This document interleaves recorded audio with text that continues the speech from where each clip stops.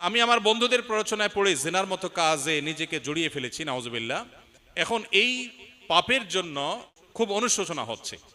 দেখুন, শয়তানের সবচেয়ে বড় অস্ত্রের নাম হলো নৈরাশ্য। শয়তান মানুষকে আশাহত করে দিলে এটা হয় তার সবচেয়ে বড় সাকসেসের বিষয়। আর ইমানদারের কাজ হলো কোনোভাবে শয়তানকে সাকসেস হতে না দেওয়া। আল্লাহ বলেছেন, লা তাকনাতু মির রাহমাতিল্লাহ, আল্লাহর রহমতের আশা কখনো তোমরা ছেড়ে দিবে না, কখনো নিরাশ হবে না। ইন্নাল্লাহা ইয়াগফিরুয যুনুবা জামিআ, আল্লাহ সকল গুনাহ মাফ করে দিবেন। এমন কোন পাপ নেই যে পাপ আল্লাহ মাফ করবেন না। ক্ষমার অযোগ্য বলতে পৃথিবীতে কোনো পাপ নেই। শিরকে আল্লাহ মাফ করবেন না যে কোরআনে বলা হয়েছে, এটারও ভুল মিনিং আমরা অনেকে জানি। এটার সঠিক মিনিং হলো, পৃথিবীতে যদি কেউ শিরক করার পরেও তওবা করে, ফিরে আসে, অনুশোচনা করে, আল্লাহ মাফ করে দেন। যদি শিরক নিয়ে মারা যায় সেটা মাফ হবে না।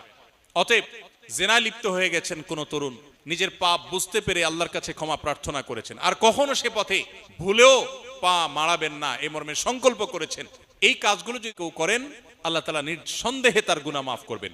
এবং আল্লাহর প্রতি সেই আত্মবিশ্বাসে আস্থা থাকতে হবে। বিধায় হতাশা নয়, বরং আল্লাহর প্রতি আত্মবিশ্বাসী আমাদের থাকতে হবে। তওবা করার পর কোনো না কোনো ভাবে গুনাহ হয়ে যায়, দ্বীনি ঈমান কিভাবে বাড়াতে পারি?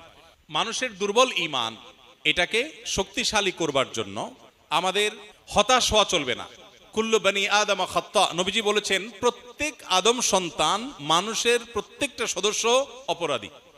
অর্থাৎ এমন কোন মানুষ পৃথিবীতে নাই, নবী আলাইহিস সালাম, আম্বিয়া আলাইহিস সালাম ছাড়া, যে মানুষ ভুলের ঊর্ধ্বে বা পাপের ঊর্ধ্বে। মানুষ হিসাবে ভুল হবেই। ও খায়রুল খাত্তাইন আত-তাওয়াবুন, সবার মধ্যে যদি কম হোক বেশি হোক, কারোর বেশি কারোর কম গুনাহ হয়, পাপ হয়, এর মধ্যে সবচেয়ে উত্তম মানুষ হলেন সেই মানুষটা যে মানুষটা খারাপ কাজ করার পর, ভুল কাজ হওয়ার পর তিনি তওবা করেন, তিনি আত্মশুদ্ধি করেন, তিনি ফিরে আসেন। কেউ ভুল হওয়ার পর সরি বলেছে, আল্লাহর কাছে মাপ চেয়েছে, নিজে সংশোধন করেছে, এ হলো ভালো মানুষ। অতএব আমার গুনাহ হয়ে গেছে সেজন্য আমি মন খারাপ করে ভেঙে পড়বো, হতাশ হয়ে যাব, এটা ইমানদারের পরিচয় নয়।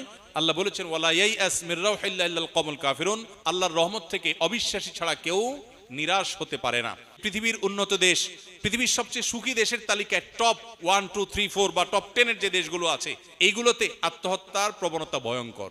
আমাদের দেশে এখন মানুষের বৈষয়িক এবং জাগতিক যতটা উন্নতি আছে, 2, 3, 4 দশক, 2, 4, 5 যুগ আগে আমরা চলে গেলে দেখব দেশে অবকাঠামো এত উন্নত ছিল না, এত জিনিসপত্র, এত সম্পদ মানুষের ছিল না, এত খাবার দেশে ছিল না, কিন্তু মানুষের সুখ এখনের চাইতে বেশি ছিল। এখন মানুষ দুঃখী। এখন আমাদের তরুণদের মধ্যে আত্মহত্যার যে প্রবণতা, শিক্ষিত কলেজ বিশ্ববিদ্যালয় পড়ুয়া ছেলেদের মধ্যে, মেয়েদের মধ্যে যে পরিমাণ আত্মহত্যার প্রবণতা, এটা যত পেছনে যাবেন আমাদের দেশে এটা এতটা ছিল না। এটা কেন হয়েছে? বৈষয়িক উন্নতির অভাব হয় নাই, বরং অগ্রগতি হয়েছে। অভাবটা হয়েছে ঈমানের।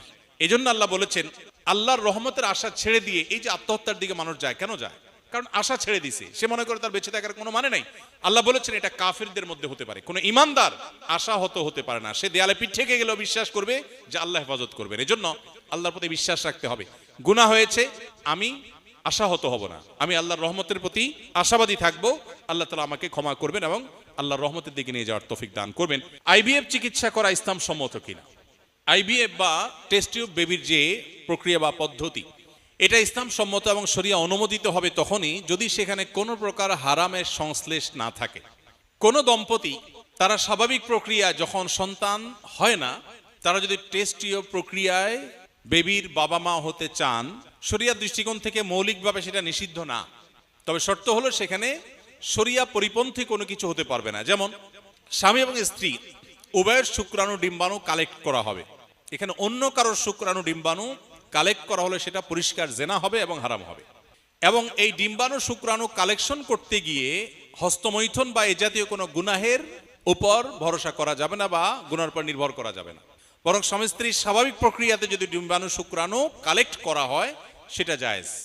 তৃতীয়ত, এই শুক্রাণু ডিম্বাণু কালেক্ট করতে গিয়ে যদি সতরের অংশটা নার্স বা কর্তব্যরত চিকিৎসা সংশ্লিষ্ট অন্যদা তাদের সামনে উন্মুক্ত করতে হয়, সেটা হারাম। সন্তানের বাবা মা হতে গিয়ে আপনি এটা হারামে লিপ্ত হওয়ার সুযোগ নেই। লিগ্যাল ওয়েতে শরিয়ার মধ্যে থেকে আল্লাহ আপনাকে তৌফিক দিলে আলহামদুলিল্লাহ, না হলে আপনার আল্লাহর ফয়সালাকে মেনে নেবেন। যদি আপনার সেটা করতে না হয়, যদি কোনো নার্স বা ট্রিটমেন্ট রিলেটেড কারোর সামনে সতর উন্মুক্ত করতে না হয়, বরং শুক্রাণু ডিম্বাণু কালেক্ট করার কাজটা স্বামী স্ত্রী উভয়ে নিজেরা করতে পারেন এবং এই জাতীয় কোনো হারাম যেগুলো কথা বললাম বা আরো কোনো হারাম থাকলে সেগুলো যদি অ্যাভয়েড করে কেউ আইভিএফ পদ্ধতিতে সন্তানের বাবা হতে চান, নির্দ্বিধায় শরিয়া সেটাকে অনুমোদন করে, মৌলিকভাবে নিষেধ না, তবে কোনো হারামে যেন লিপ্ত হতে না হয়। আমি একজন যুবক, সম্প্রতি একটি চাকরি শুরু করেছি। বিয়ের বিষয়ে পরিবারকে ইঙ্গিতভাবে বুঝিয়েছি, কিন্তু তারা মোটেও গুরুত্ব দিচ্ছেন না। তারা চান আমার বিয়ে যেন ইউরোপে বসবাসরত কোনো বাংলাদেশি প্রবাসী মেয়ের সাথে হয়, কিন্তু আমি দেশে থেকে জীবন গড়তে চাই। আমরা সিলেটিরা কষ্ট করে পরিবারকে রাজি করালেও আমাদের সিলেটে প্রায় সব মেয়ের অভিভাবক দেশে চাকরি বা ব্যবসা করা ছেলেদের গুরুত্ব দেন না, বিশেষ করে ইউরোপ প্রবাসী হলে ছেলে হলেই হয়েছে। এই অবস্থা আমরা যারা চরিত্র হেফাজত করার জন্য বিয়ে করতে চাই, আমাদের কি করা উচিত? বিশেষ দ্রষ্টব্য, নিজেকে হেফাজতে রাখতে আমি প্রায় রোজা রাখার চেষ্টা করি। আমার বাবা এখানে আছেন, দয়া করে এই বিষয়ে কিছু পরামর্শ দিলে উপকৃত হব। মাশাআল্লাহ, আসামি হাজির। দেখেন, এই প্রশ্নটা টু মাচ কমন। আমরা যেখানেই যাই প্রশ্নোত্তর সেশনে এই প্রশ্ন আসবেই। তো এই ধরনের প্রশ্ন ব্যাপকভাবে আমাদেরকে পেতে হয়। দেখুন, কোন পরিবারে ছেলে হারাম থেকে বাঁচার সংগ্রাম করছে, চেষ্টা করছে যেন তার চরিত্রে কালিমা না লাগে, আর বাবা মা তাকে সহযোগিতা করছে না, এর চেয়ে দুর্ভাগ্যের বিষয় আর কি হতে পারে? হওয়ার কথা তো ছিল উল্টা, যে সন্তান বিপথে যাবে আর বাবা মা তাকে সুপথে আনার জন্য সংগ্রাম চালাবে। কিন্তু এখানে উল্টাটা হয়েছে, যে সন্তান বাঁচতে চায় হারাম থেকে, বাবা মা তার সে আকুতির গুরুত্ব অনুধাবন করতে পারছেন না। যে বাবা সম্পর্কে এটি লেখা হয়েছে, এরকম আর অনেক বাবা থাকতে পারেন, আমরা পার্টিকুলার কোনো কেসের বাইরেও জেনারেলি বলতে পারি। নবী করিম সাল্লাল্লাহু আলাইহি সাল্লাম বলেছেন, তোমাদের সন্তানদের যখন বিয়ের বয়স হবে, তারা যখন উপযুক্ত হবে, এরপর যদি উপযুক্ত পাত্র পাত্রী পেয়ে যাও, তাহলে তোমরা বিবাহ দিতে দেরি করবে না, বিলম্ব করবে না, বিবাহ দিয়ে দাও। যদি না দাও, তাহলে সেক্ষেত্রে এর ফলশ্রুতিতে যে ফিতনা ছড়িয়ে পড়বে, এর ফলশ্রুতিতে যে গুনাহের সয়লাভ হবে, হারাম রিলেশন তৈরি হবে, এর দায়ভার কিন্তু ওই বাবা মাকেই বহন করতে হবে।